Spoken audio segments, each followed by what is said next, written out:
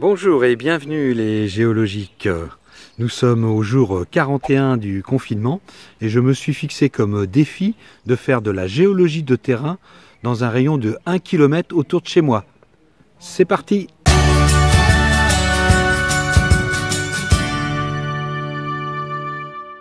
Avant de partir, moi je vous conseille d'aller sur le site madinesanté.fr qui est un simulateur de carte de sortie d'1 km. Il vous suffit juste de taper votre adresse et vous voyez la zone des 1 km de rayon autour de votre résidence. C'est un bon moyen avant de sortir de connaître la zone limite. Sans ça, c'est une amende.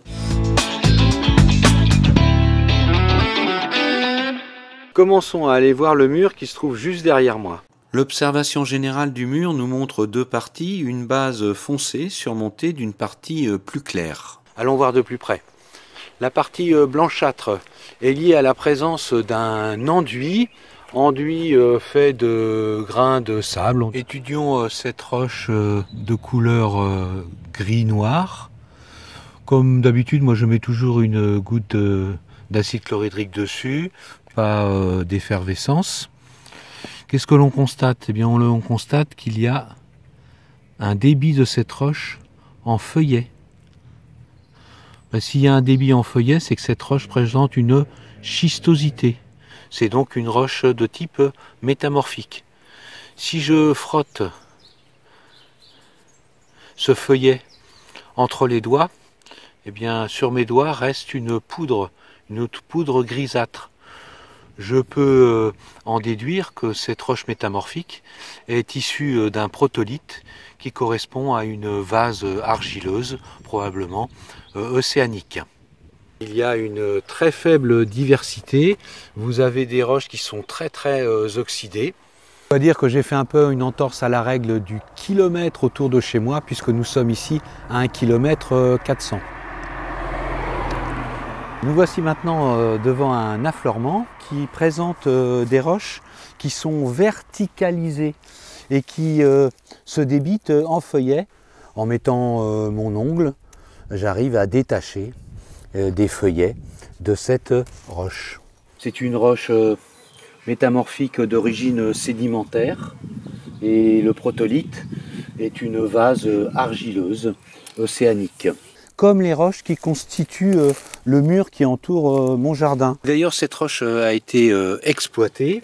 Elle a été exploitée sur la commune d'Avrier. Nous avons encore une trace de ces carrières au niveau d'un lac qu'on appelle le lac Bleu. C'est une carrière inondée et dans lesquelles ont été mis des munitions à la fin de la Première Guerre mondiale. Ces munitions sont dangereuses et il y a des extractions de ces munitions par des démineurs qui régulièrement, tous les 2-3 ans, enlèvent les munitions les plus dangereuses. Nous avons plusieurs types de plans. Vous avez ici un plan de fracturation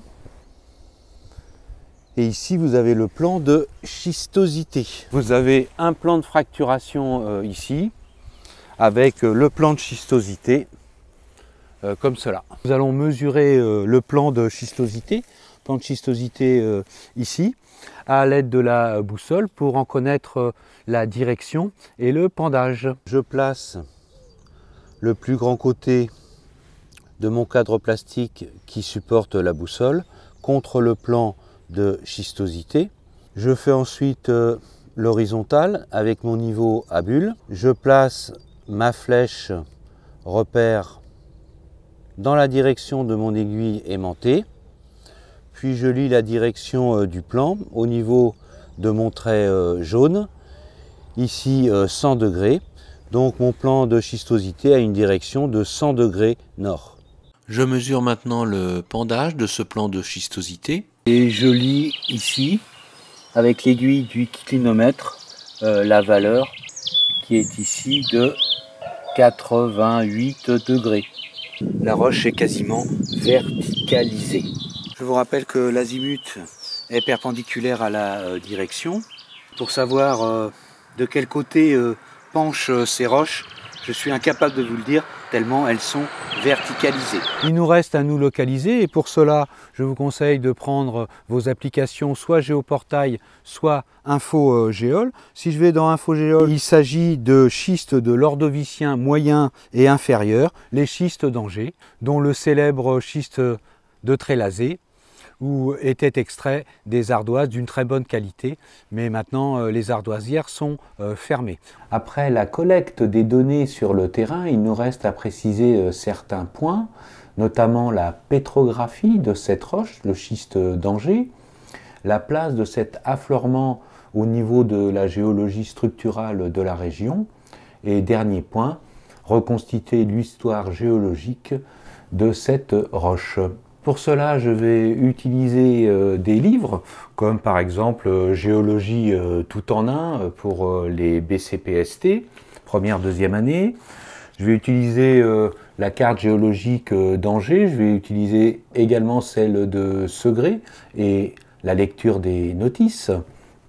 Et puis bien sûr l'outil Internet indispensable. Commençons par la pétrographie de ce schiste d'Angers. Quand on le regarde à l'œil nu ou à la loupe, on ne voit pas de minéraux. On peut trouver des minéraux accessoires, comme par exemple la pyrite, qui était vraiment un minéral qui faisait obstacle pour débiter les roches sous forme d'ardoise. Au niveau fossilifère, on peut trouver des brachiopodes, genre orthis.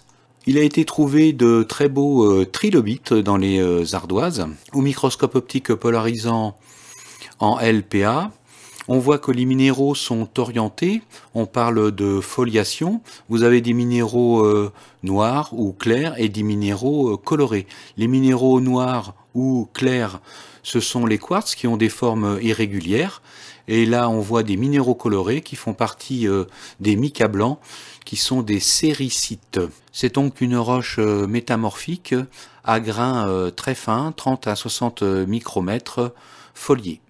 Passons maintenant à la géomorphologie de la région où se situe cet affleurement. Vous avez les reliefs près de la région d'Avrier où se situe l'affleurement. Avrier est en altitude de 45 mètres. Au nord-ouest d'Avrier, vous observez des reliefs de 92 mètres et ces reliefs sont parallèles les uns aux autres. C'est tout à fait étonnant. Si j'ajoute ici un cadran 360 degrés, je rajoute le nord magnétique qui est à l'heure actuelle proche du nord géographique, j'observe que la direction est nord 110 degrés. Eh bien, ça vous rappelle pas quelque chose? C'est la direction de notre plan de schistosité. Eh oui. Eh bien, ces reliefs très rapprochés les uns des autres constituent ce qu'on appelle des reliefs de type appalachien, qui ont été décrits dans les Appalaches aux États-Unis, près de Washington et Baltimore à l'ouest. À quoi correspondent ces reliefs appalachiens? Ces reliefs appalachiens sont des reliefs de plissement consécutifs à une reprise d'érosion après pénéplanation, se présente sous forme de crêtes parallèles, constituées de roches dures, comme par exemple des grès, et puis des dépressions composées de roches plus tendres, comme des schistes. Donc l'affleurement se situe dans un pli. S'il se situe dans un pli, ça peut être le sommet du pli, c'est-à-dire un anticlinal, ou alors le creux d'un pli, ce qu'on appelle un synclinal. Vous avez ici représenté par des numéros les strates. Si j'applique le principe de superposition, la strate numérotée 1 est la plus ancienne, la strate numérotée 4 est la plus récente. Je prends maintenant la carte géologique d'Angers au 1/50 millième sur Infoterre qui a été créée en 1976. Vous avez ici Angers et Avrier au nord. Faisons un zoom sur notre affleurement à Avrier qui est situé au sud. Voici notre affleurement, voici le lac bleu et qui fait partie des schistes ardoisiers d'Angers qui sont datés de l'Ordovicien 3-4.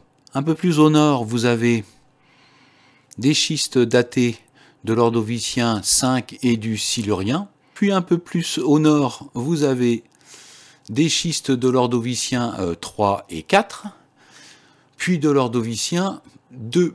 Quand on trouve comme ça un terrain géologique qui est plus récent que les terrains qui l'encadrent.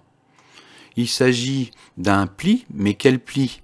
Le creux, synclinal ou le sommet anticlinal. Ici, c'est des terrains jeunes encadrés de terrains anciens. Nous nous trouvons au niveau d'un synclinal. Après érosion, nous avons donc des terrains jeunes qui sont encadrés par des terrains plus anciens. Mais ça serait trop simple. Effectivement, sur la carte d'Angers de 1976, il parle de synclinorium d'Angers. Si vous allez sur la carte de Segré, elle qui a été faite en 1998, vous voyez des lignes avec des triangles qui correspondent à un chevauchement.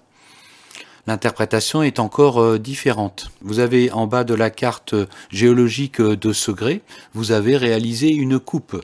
Nous, nos formations, nos schistes ordoviciens 3-4 se trouvent dans l'unité anticlinorium de Lanvaux. Et vous avez plus au nord, ici, une grande faille.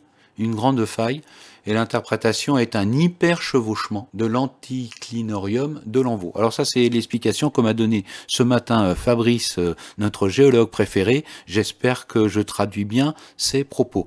Donc vous voyez qu'au cours de l'histoire des sciences de la géologie, eh bien les interprétations peuvent être différentes. Donc faites bien attention lorsque vous lisez une carte et la notice d'une carte, de regarder la date de création de la carte. Parlons maintenant de l'histoire de ce schiste d'Angers. Comme je vous l'ai dit sur le terrain, le protolithe de cette roche, à grain fin, est une pélite, c'est-à-dire une boue argileuse, issue de l'érosion d'un relief du nord du Gondwana, dans un bassin sédimentaire océanique, calme, lagunaire ou distal, pauvre en dioxygène. Ceci nous est dit par la présence de pyrite. Ceci à l'Ordovicien. Cette pélite a subi un métamorphisme de degré moyen, par enfouissement en profondeur lors de la formation de la chaîne varisque ou hercynienne, avec des plis et chevauchements, ceci au cours du Carbonifère. La chaîne hercynienne a subi une érosion et le supercontinent Lapangée une fracturation. Nous arrivons donc au massif armoricain tel que nous connaissons actuellement, c'est-à-dire avec une pénéplanation. Et Avrier est situé à 47 degrés de latitude nord. J'espère que cette vidéo vous a intéressé, que j'ai relevé le défi de faire de la géologie de terrain sur un rayon d'1 kilomètre autour de chez moi. Ce qui est intéressant, je trouve, quand vous faites cet exercice, c'est d'observer. Et souvent, on va observer très loin, on va observer à 100 km de chez nous des affleurements réputés, alors qu'on peut avoir peut-être un affleurement qui est peut-être moins remarquable qu'un autre, mais qui est tout aussi utile pour l'observation. Puis ensuite, vous pouvez faire des recherches sur Internet, vous pouvez aller sur Infoterre, rechercher le type de roche et d'affleurement que vous avez découvert. Si vous êtes dans une ville, vous pouvez aller voir les murs, les bâtiments anciens, géodiversité. Je vous conseille d'aller voir la vidéo de Fabrice. Moi, ce que je vous mets comme défi en main, c'est de faire le même exercice que moi et puis de me mettre en commentaire votre localisation, dans quel village, dans quelle ville vous êtes et ce que vous avez trouvé dans votre rayon d'1 kilomètre autour de chez vous. Voilà, ça serait super sympa. Moi, je vous souhaite une bonne continuation. Portez-vous bien dans ces moments de confinement et je vous dis à bientôt.